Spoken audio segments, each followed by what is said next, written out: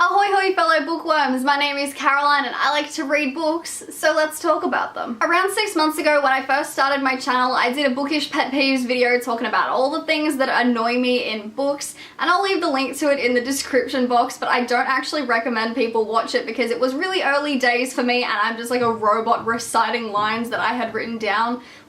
It's pretty terrible. The point is that I've read a lot of books since then and thought of a lot more things that really frustrate me within them, and also I feel like I'm a little more comfortable in front of the camera and better able to express why these particular things are so annoying. So yeah, I've already done a Bookish Pet Peeves video, but this is going to be Bookish Pet Peeves number 2. Let's just get straight into this. I do not like it when chapters are different lengths. It really bothers me, and I don't mean that I think every chapter in every book should have like a stock standard length, like 30 pages every chapter, or you're a sinner. I don't think that at all. What I mean is that within a particular book, I think all the chapters should be roughly the same length. I hate it when you're reading and you've just finished a 10-page chapter and you're kind of tired, but you're like, you know what, one more chapter. So you're reading and suddenly it's been like 20 pages. So you flick ahead to see how long this chapter has to go and realize it's like a 30-page chapter or something ridiculous.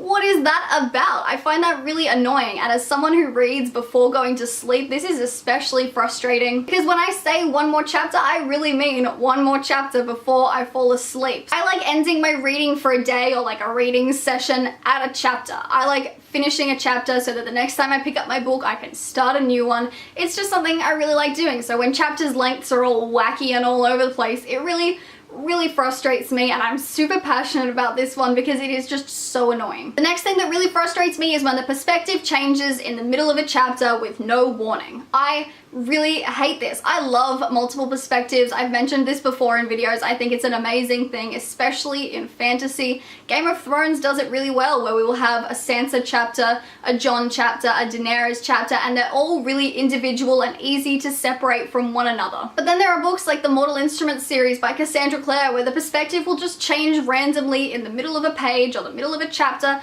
I don't know if other people feel it, but I find it really jarring when there's no warning that the perspective is going to change, or there's no real introduction to the new perspective. It's just 1 second you're with this character and the next you're with that one.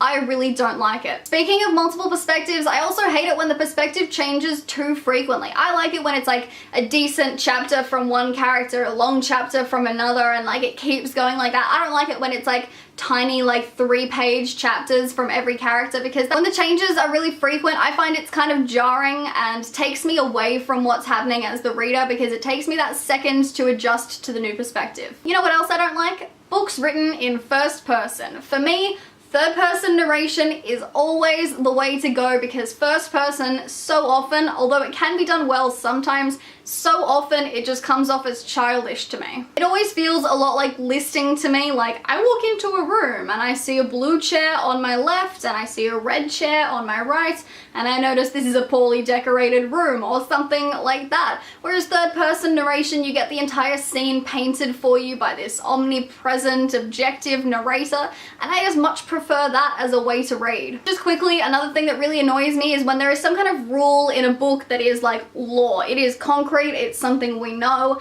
and then throughout the book it kind of changes and by the end is a completely different thing, and it's like it's changed throughout the story to suit the character's needs. I notice this a lot in fantasy books, especially with the way that different magic systems work. They might say magic is generated from things around you, you can't create from nothing, and that's the rule that we know at the start of the book. That is completely true, but by the end of the book there's all these exceptions to the rule, and you can tell that along that journey the rule has changed for the convenience of the plot, and I really don't like that. I hope I'm doing a good job of explaining it, but I feel like you guys know what I mean. Lately on Twitter, I've been complaining a bit about Goodreads, because as much as I love that website and the people on it and the community and stuff, there are some things about it that just really bother me, so I'm going to quickly list them. The first one is when people rate a book before it's even been released. There is an exception to this, obviously, and that's if you've received an advanced reader's copy of it, but I don't like people who will say, I don't like the author, pre-rate it 1 star, or I'm really excited for this and pre-rate it 5 stars. You're just messing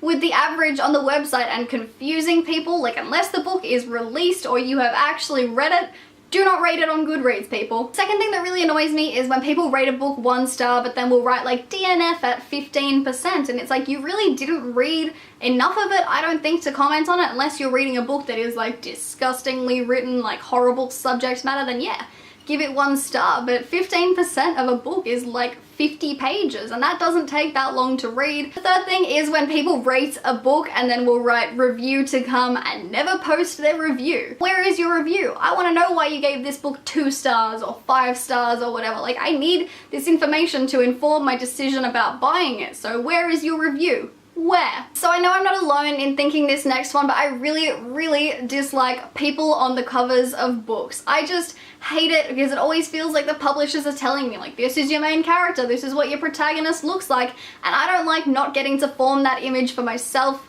while I read.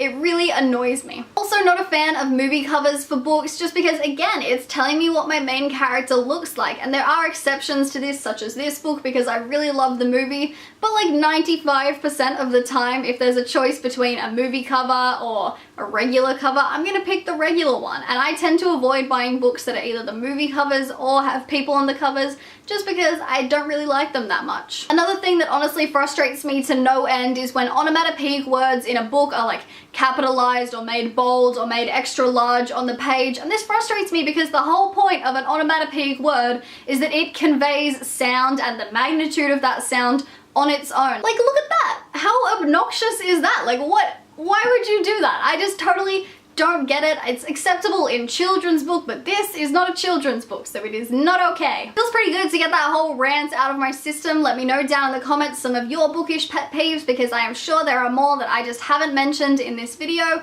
But that's all, guys. I upload videos Wednesdays and Saturdays, and sometimes Mondays as well, so be sure to like and subscribe, and stay tuned on those days for more bookish goodness. Toodaloo.